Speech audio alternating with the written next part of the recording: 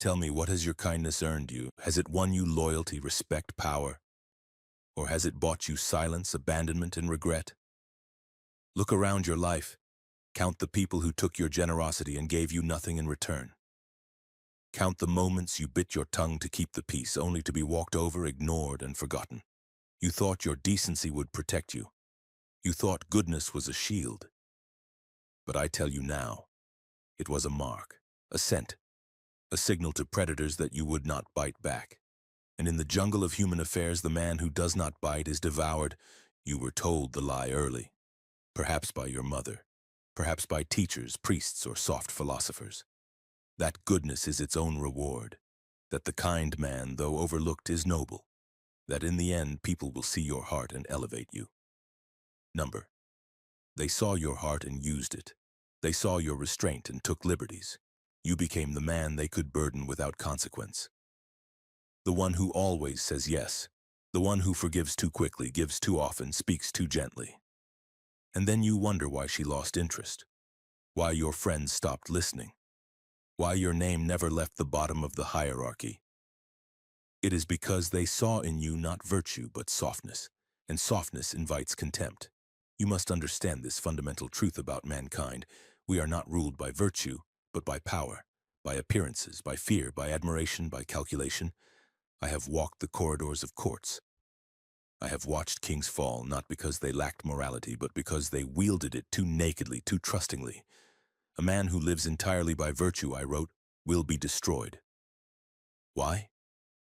Because most of the world is not good, and when you act as though it is, you become its prey. You were not wrong to hope for honor, but you were a fool to expect it from the masses. The world does not respond to what you mean. It responds to what you enforce.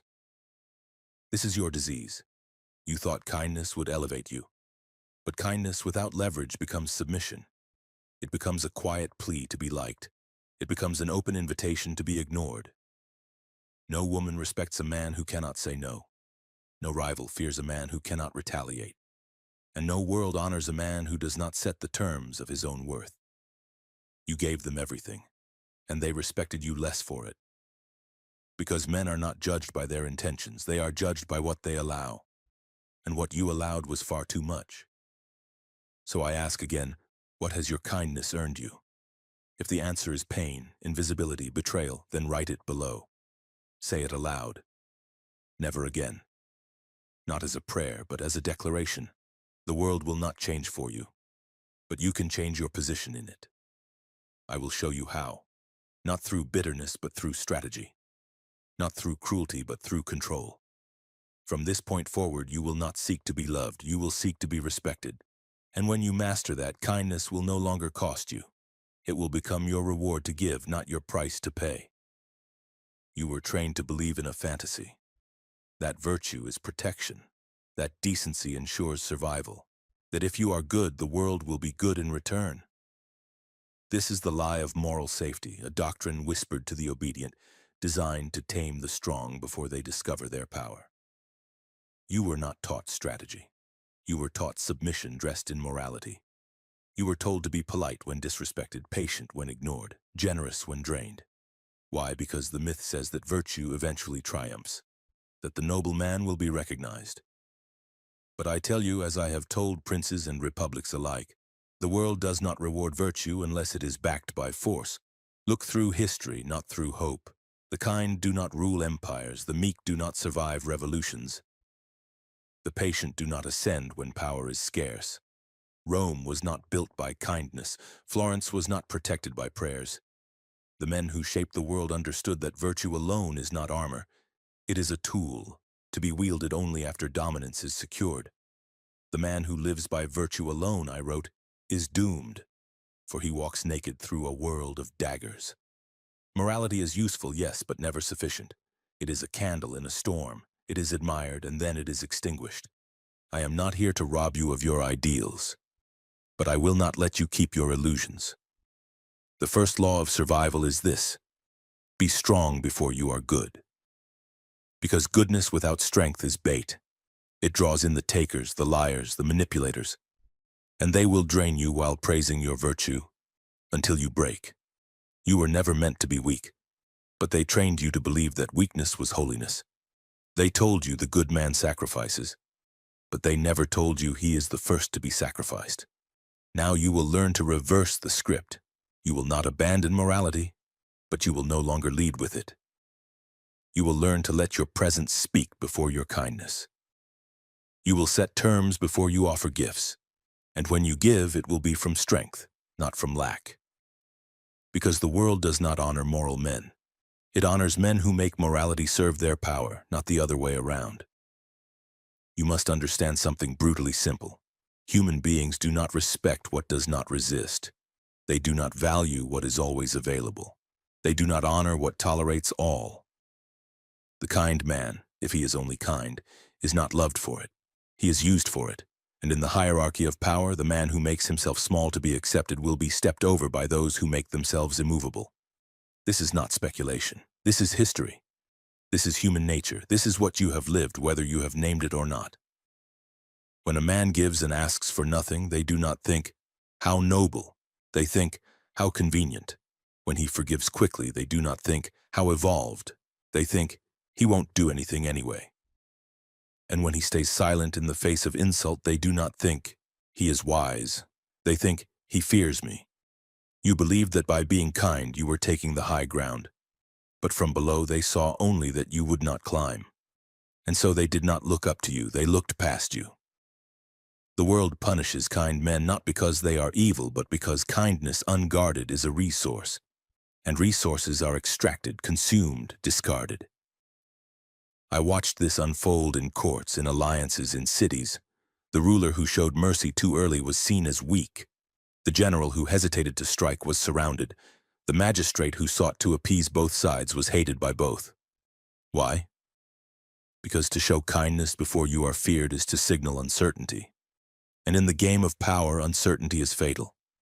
Men crave security, women crave leadership. Rivals crave submission.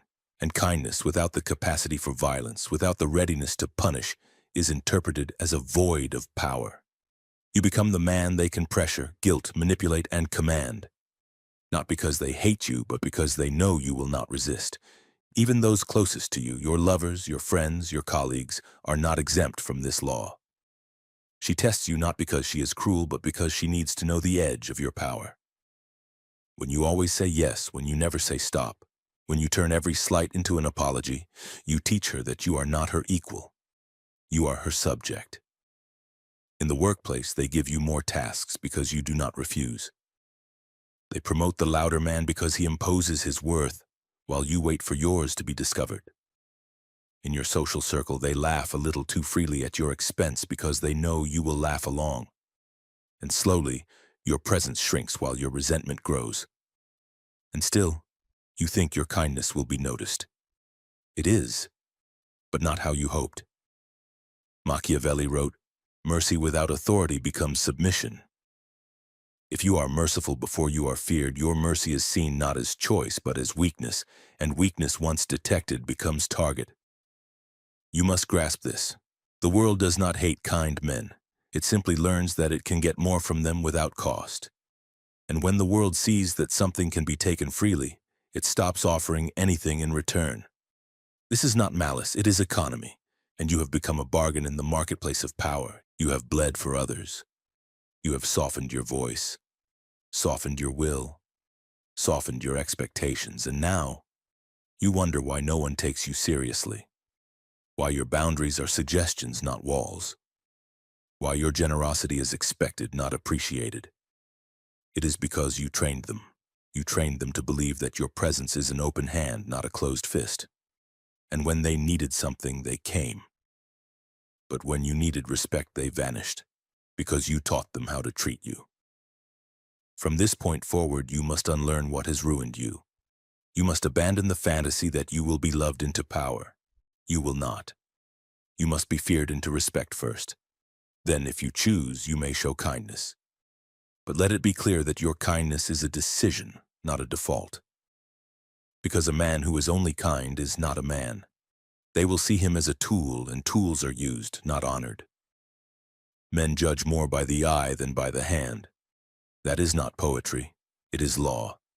A man is not rewarded for who he is, but for what he appears to be. This is the engine of power, the mask of strength, the armor of perception. If you look weak, you are weak. If you look unsure, you will be challenged. If you dress your goodness without the shadow of danger, they will strip it from you. And you will wonder how your soul became invisible in a world obsessed with the skin. I wrote it plainly. Everyone sees what you appear to be. Few experience what you really are. And those few who do will never speak louder than the illusion you project. You may be brave in your heart, but if your voice trembles when you speak, they will not listen. You may have a spine of steel, but if you do not look a man in the eye, they will step forward and claim your ground. You may love with intensity, but if your gestures are desperate, they will recoil. You may be kind from a place of power, but if it is not felt as power, it will be read as need. And once they believe you need their approval, you will never receive their respect. Understand this. The world does not test your character. It tests your presentation. And in a contest between strength that is hidden and weakness that is visible, the world will always respond to what it sees. Do not mistake this for injustice. It is simply how human animals operate. They are drawn to confidence, posture, mystery, certainty. They reward the man who walks into the room without explaining himself. The man who offers no apology for his presence. The man who looks like he does not need permission. And that image alone, before he speaks, sets the tone for how he will be treated.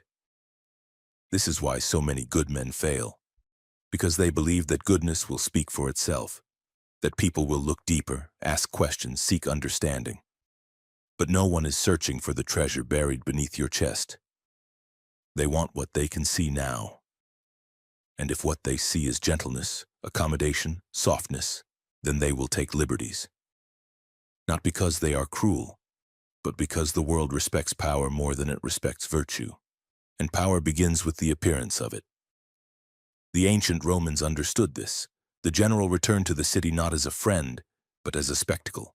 The triumph was a theater of domination, armies, chains, spoils, banners, all carefully designed to say one thing: I am to be obeyed. Do you think they waited for the crowd to feel their intentions?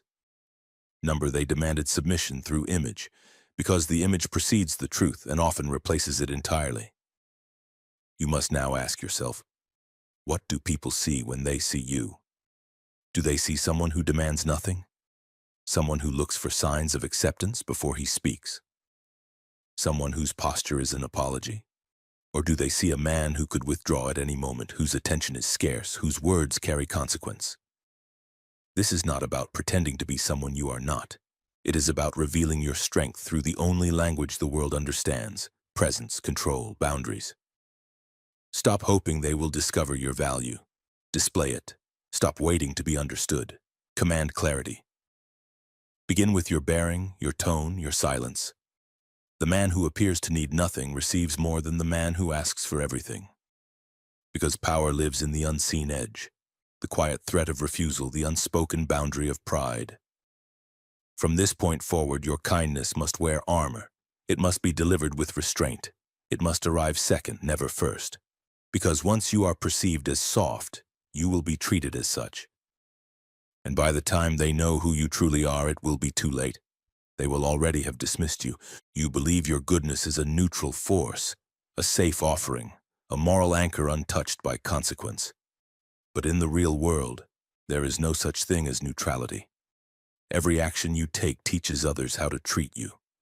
Your goodness does not float above interpretation. It is interpreted, it is weighed, it is judged, and more often than not, it is mistaken for weakness.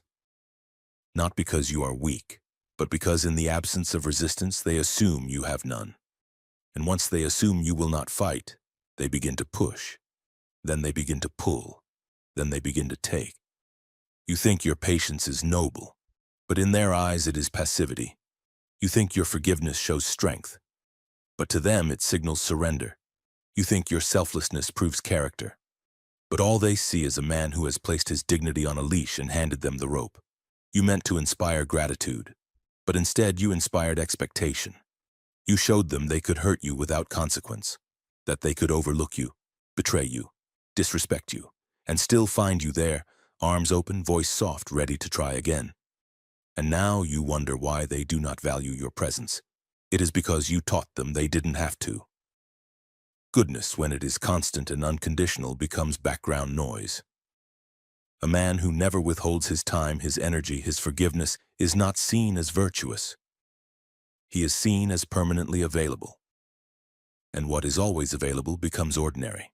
What is ordinary becomes invisible. What is invisible becomes disposable. You have tried to be the better man, and it has made you the forgotten man. There is no honor in being used, no dignity in being overlooked, and no reward in being agreeable to the point of erasure. Every time you said yes when you meant no, you taught them that your word is flexible. Every time you accepted less than you deserved, you told them that you would tolerate anything. Every time you let them come back without proving they had changed, you told them that your boundaries were lies. And now you wonder why you are not respected. Look back. You did not enforce it. You offered kindness where there should have been consequence. And you expect to be seen as strong? There is a sickness in believing that to be good you must be endlessly giving. That to love you must surrender. That to lead you must lower yourself. It is not your goodness that is the problem. It is your unwillingness to attach it to standards, to make it conditional, to make it costly. Because in this world, what is not costly is not valued, and the more you give without requiring anything in return, the more they will ask and the less they will respect the hand that gives. You must stop pretending that goodness exists outside the realm of power. It does not. Goodness without force is prey. Kindness without conditions is a feeding ground for the opportunist. You are not rewarded for being kind. You are rewarded for being valuable. And value comes from scarcity, from strength, from self-respect. A good man who is not respected becomes a doormat. A good man who is respected becomes a ruler. If you want your goodness to mean something, then protect it. Wrap it in fire. Guard it with silence. Let it be earned, not assumed. Because when you teach others that your love is free, your time is endless, and your forgiveness is automatic, they will spend you like a coin. And when you are empty, they will walk away and find the next man who bleeds himself dry for their comfort. From this day forward, let your goodness be sharp. Let it be strategic. Give only to those who return. Forgive only those who change, and be kind only when it serves your dignity, not when it destroys it. Weakness is not always loud. It does not always beg or break. Often it smiles, it nods, it agrees, it over-explains, it apologizes when no wrong was done.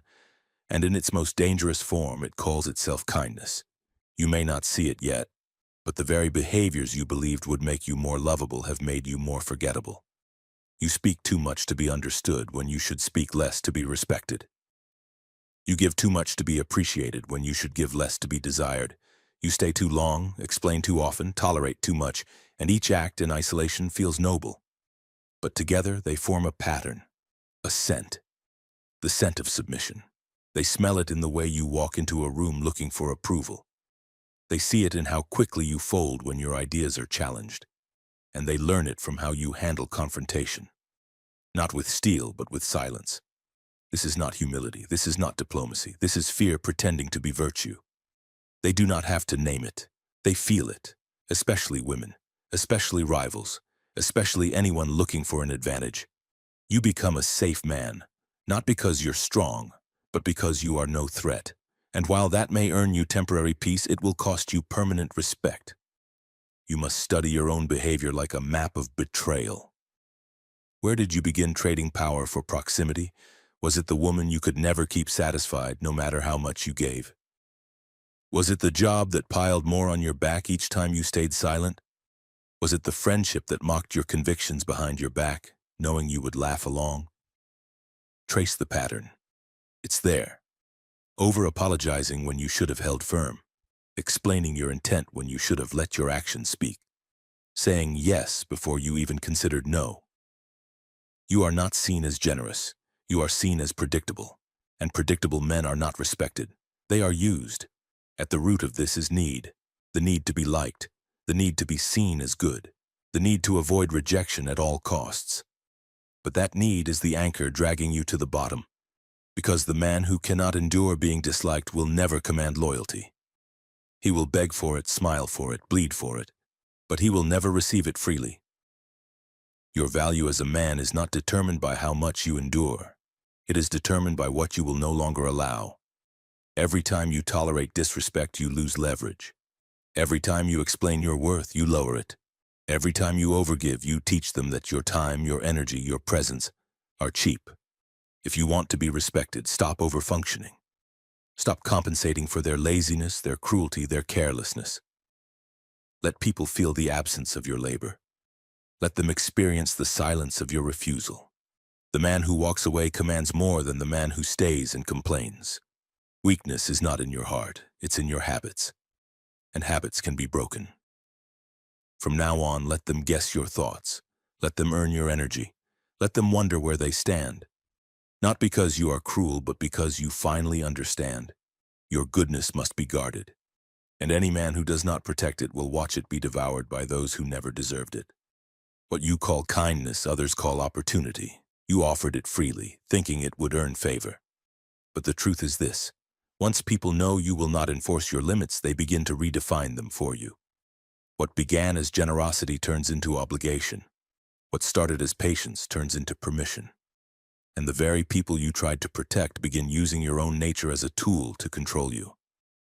A woman tests boundaries not because she's cruel, but because she is wired to seek strength. When she pushes and you yield, when she disrespects and you explain, when she withholds and you pursue harder, she sees the truth.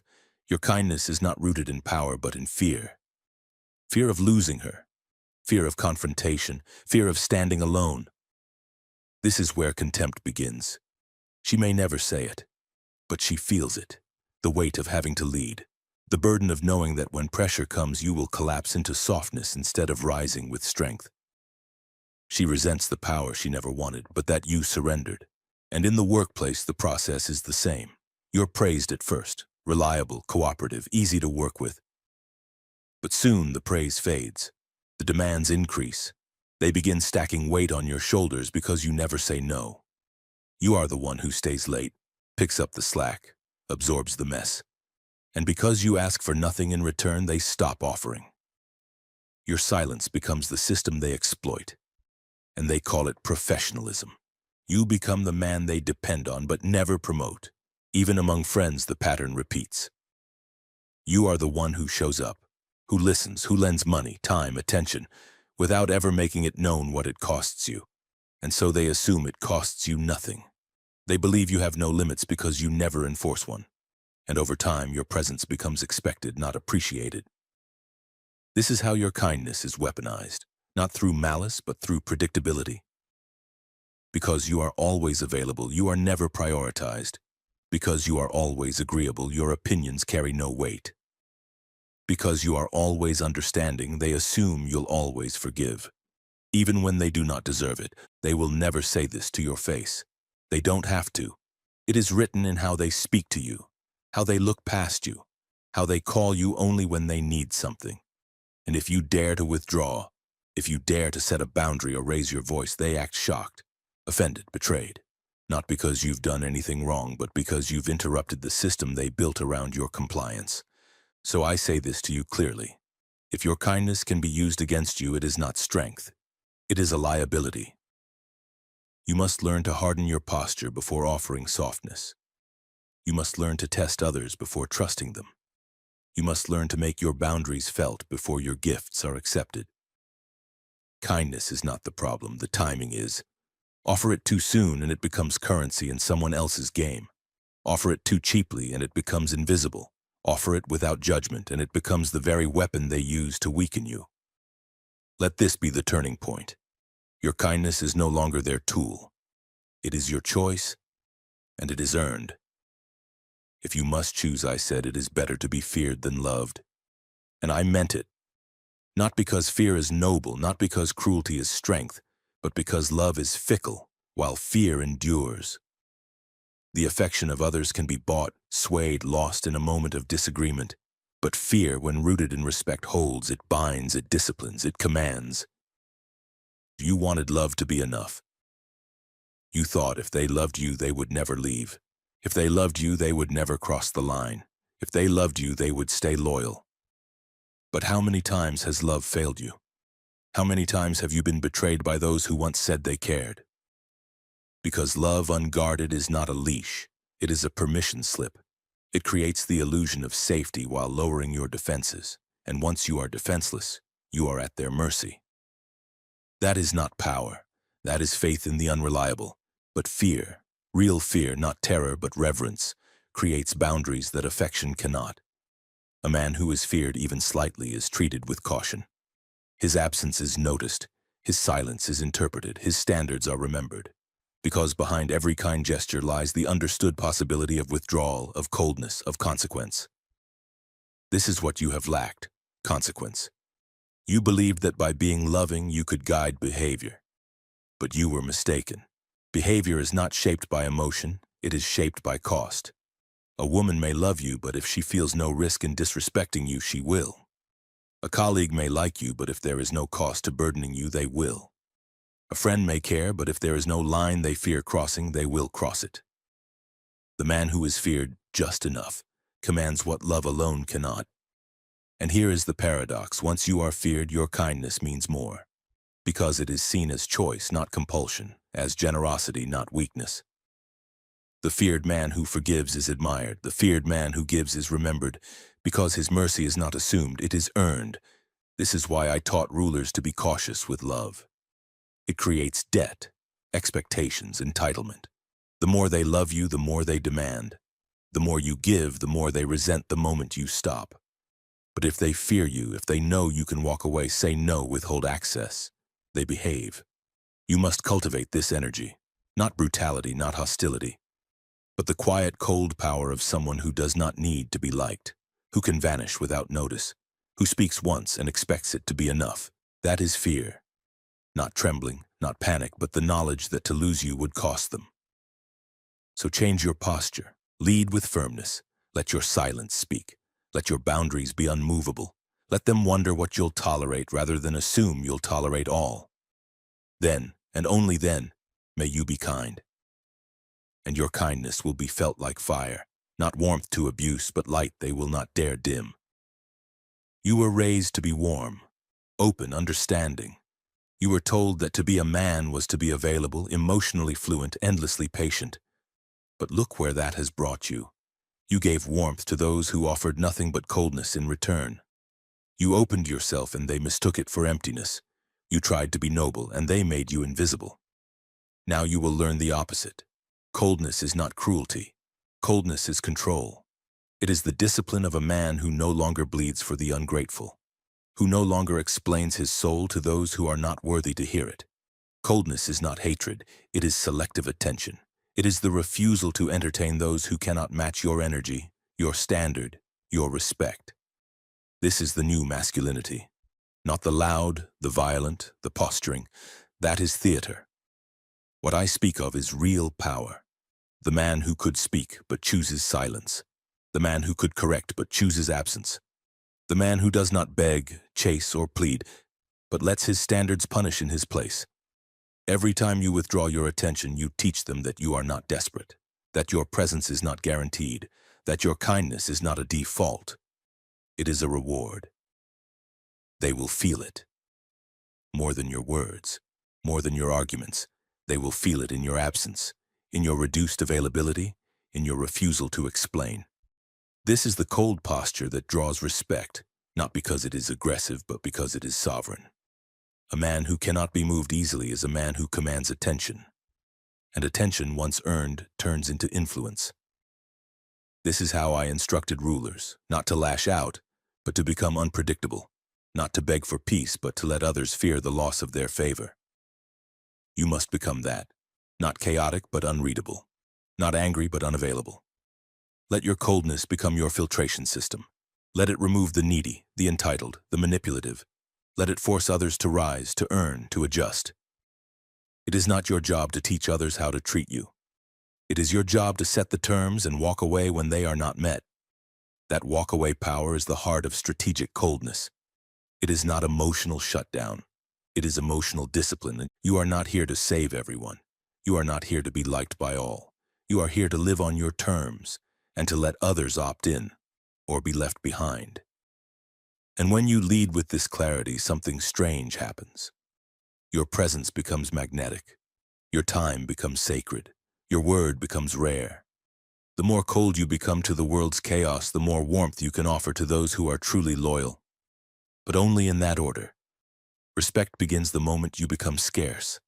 Not when you raise your voice, not when you beg to be seen, but when you remove your presence, your labor, your energy from those who no longer deserve it. That is the first step. You do not rebuild respect through conversation. You rebuild it through distance. Let your absence become the correction. You've spent years giving access to everyone. You answered every message. You agreed to every request.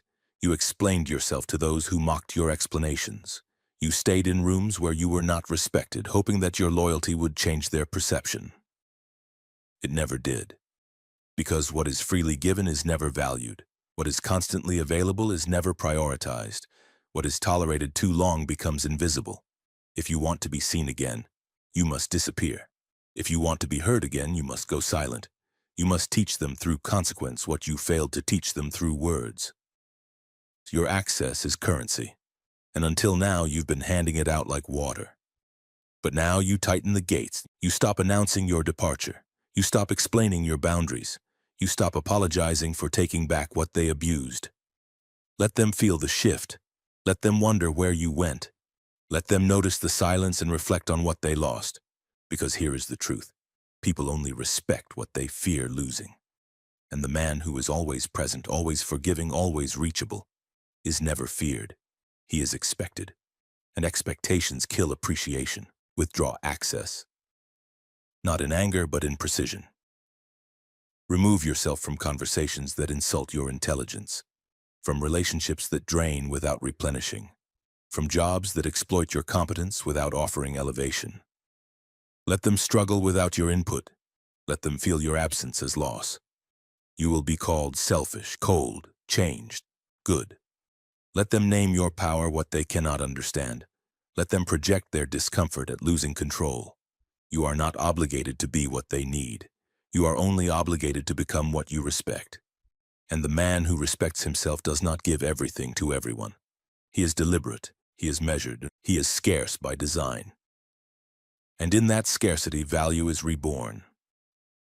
You do not owe access to those who failed to honor it. You do not owe comfort to those who confused your kindness with weakness. Let them relearn your value in the space your silence creates. Withdraw, rebuild, return only on your terms. This is how you reclaim the respect they once discarded, and you were not wrong to be kind. You were wrong to think it was enough. You were taught that goodness would protect you, that decency would elevate you, that patience would be seen and remembered. But now you know. The world does not operate on unseen virtue. It operates on consequence, on posture, on strength. You gave them everything, your time, your loyalty, your softness, and they respected you less with every gift. Not because you weren't worthy, but because you never made your worth felt. And now you understand the law. Kindness without boundaries is suicide. Compassion without power is a curse. So stop apologizing for your silence. Stop mourning the people who only loved the version of you they could control. Stop explaining why you're no longer available. Be done with it. From this point forward, you lead with distance. You speak with presence. You correct with absence. You offer kindness last, never first. You give only to those who have earned your return. The rest can live in the echo of your withdrawal. The world does not reward your heart. It rewards your frame. And when your frame is unshakable, your kindness becomes something rare, something real, something they never take for granted again. So if your kindness was ever mistaken for softness, if your love was ever consumed then discarded, write this now. Kind, not soft. Let it be your boundary. Let it be your beginning. And remember this. The world respects the man who needs nothing. Be that man.